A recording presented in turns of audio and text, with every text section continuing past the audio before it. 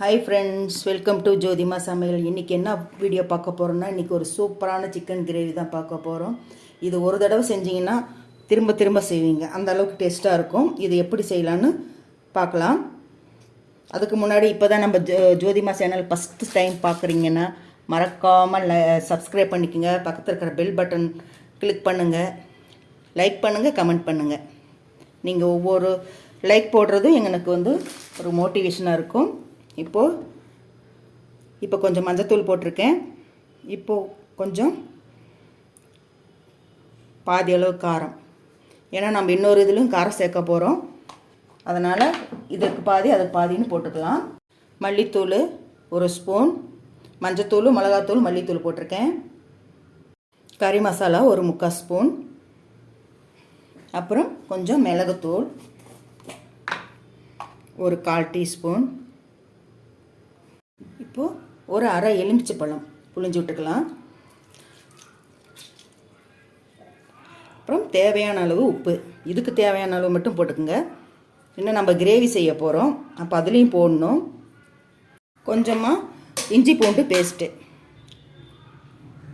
இப்போ பாருங்கள், எல்லாம் கலந்து வச்சாச்சு. நம்ம வீடியோவை ஸ்கிப் பண்ணாமல் பாருங்கள். நாங்கள் இடையில ஏதோ ஒரு டிப்ஸ் கூட சொல்லியிருப்பேன், அது உங்களுக்கு யூஸ்ஃபுல்லாக இருக்கும். இப்போ இது கலந்து வச்சிடலாம், கொஞ்சம் நேரம் ஊறட்டும். இப்போ இதில் கொஞ்சமாக ஒரு ஸ்பூன் கூட கம்மியாக அரிசி மாவு போட்டுக்கலாம். இது சொல்ல மறந்துட்டேன் நான், இப்போ போடும்போது தான் ஞாபகம் வந்தது. அப்புறம் ஒரு ஸ்பூன் கார்ன்ஃப்ளவர் மாவு, ஏன்னா இது எண்ணெயில் பொரிச்சு எடுக்க போகிறோம்.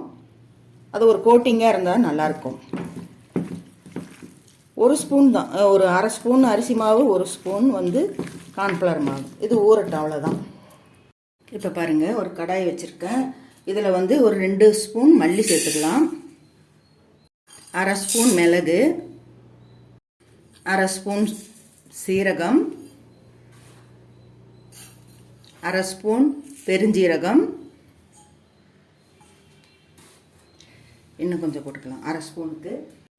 அப்புறம் ஒரு 4 குண்டு மிளகாய் எடுத்திருக்கேன் நான் இன்றைக்கி.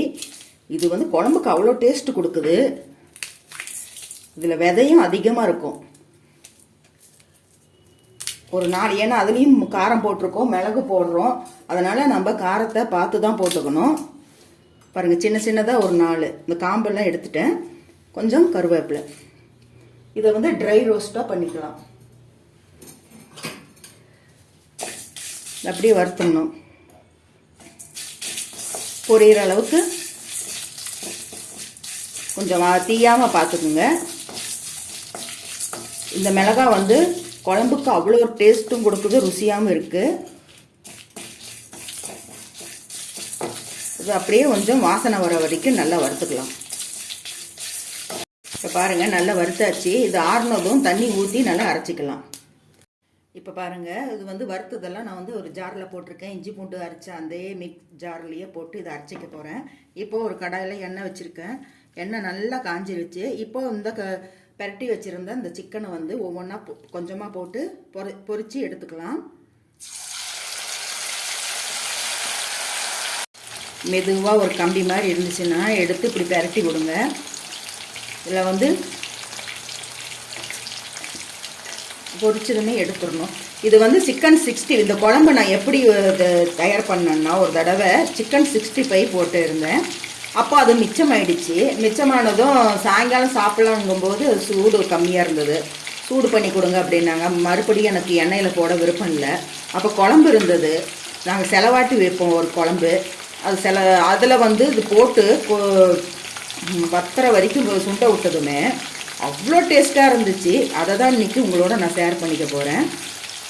சிக்கன் 65 செஞ்சுட்டு அது குழம்புல போட்டதுமே அந்த குழம்பே ஒரு வித்தியாசமாக இருந்தது. அதே மாதிரி உங்களுக்கு செஞ்சு காட்டணுன்ட்டு இன்றைக்கி செஞ்சிட்ருக்கேன். இப்போ இது பொரிச்சதுமே எல்லாம் எடுத்துடலாம். இப்போ பாருங்கள், சிக்கன் நல்லா வெந்துருச்சு. இதுலேயும் வேக வச்சு எடுத்துக்கணும். சூப்பராக வந்திருக்கு, அடியிலையும் பிடிக்கவே இல்லை. இதை எல்லாம் எடுத்து இப்படி எல்லா சிக்கனும் போட்டு பொரித்து எடுத்துக்கலாம். ஒவ்வொரு தடவை எண்ணெய் பிடிக்காது, ஒரு தடவை எண்ணெய் பிடிக்கும். இன்றைக்கி பாருங்கள், எண்ணெய் பிடிக்கவே இல்லை. ரொம்ப சூப்பராக இருக்குது பாருங்கள், மொறுன்னு வந்திருக்கு. இதுவே நம்ம லேசாக அரிசி மாவும் கார்ன்ஃப்ளவர் போட்டால் போதும். ரொம்ப போட்டுட்டிங்கன்னா அப்புறம் குழம்புல போடும்போது அது வேறு மாதிரி இருக்கும். நிறைய மாவு போட்ட மாதிரி இருக்கும். அதனால் அந்த மாதிரி நிறைய மாவு போடாதீங்க.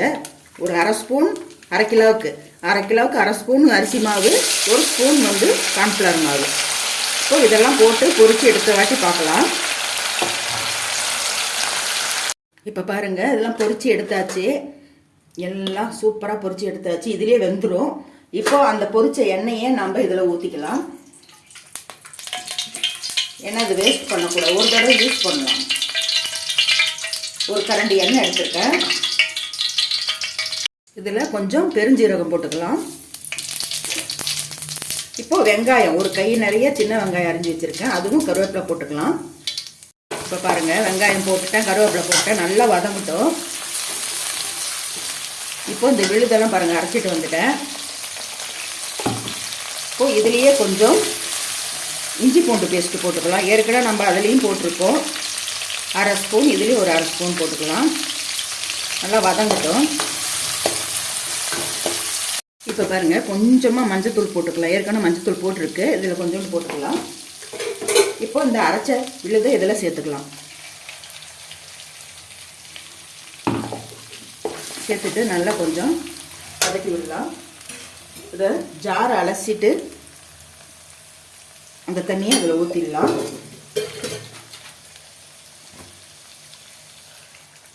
ரொம்ப தண்ணியாக வேண்டாம், கொஞ்சம் கெட்டியாகவே இருக்கட்டும். நம்ம இது வறுவல் மாதிரி தான் செய்ய போகிறோம்.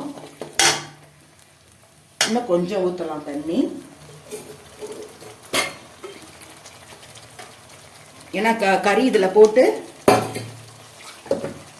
கொஞ்சம் நேரம் வேகும்போது அந்த தண்ணியெல்லாம் வற்றிடும். ஒரு 5 நிமிஷமோ 10 நிமிஷமோ அது கொதிக்கட்டும், பச்சை வாசனை போகட்டும். இப்போ இந்த கிரேவிக்கு தேவையான உப்பு போட்டுடலாம். ஏற்கனவே கறிக்கு போட்டிருக்கோம். இப்போ இந்த கிரேவிக்கு தேவையான உப்பு போட்டுடலாம். அவ்வளோதான். இதில் ஒரு 10 நிமிஷம் நல்லா கொதிக்கட்டும். நல்லா கொதிச்சு அந்த எண்ணெயெல்லாம் மேலே வருது. இப்போ நம்ம பொரிச்ச அந்த சிக்கனை வந்து நம்ம இதில் போட்டுக்கலாம்.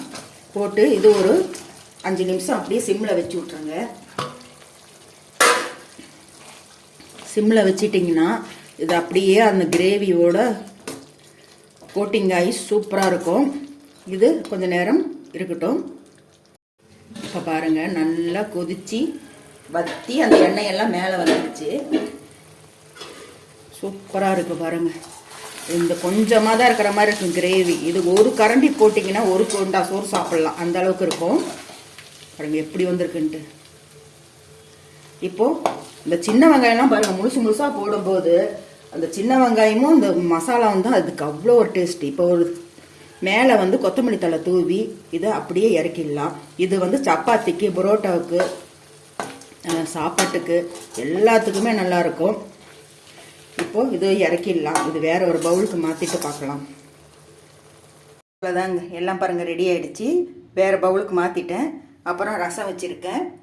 இது 2 இருந்தால் போதும், எவ்வளோ சோறு வேணாலும் சாப்பிட்லாம். இந்த வீடியோ உங்களுக்கு ரொம்ப பிடிச்சிருந்துச்சுன்னா மறக்காமல் ஜோதி அம்மா சேனலை சப்ஸ்கிரைப் பண்ணிக்கோங்க. லைக் பண்ணுங்கள், கமெண்ட் பண்ணுங்கள். மறக்காமல் ஜோதி அம்மா சேனலை தொடர்ந்து பாருங்கள். மீண்டும் உங்களை அடுத்த வீடியோவில் சந்திக்கின்றேன். பாய்.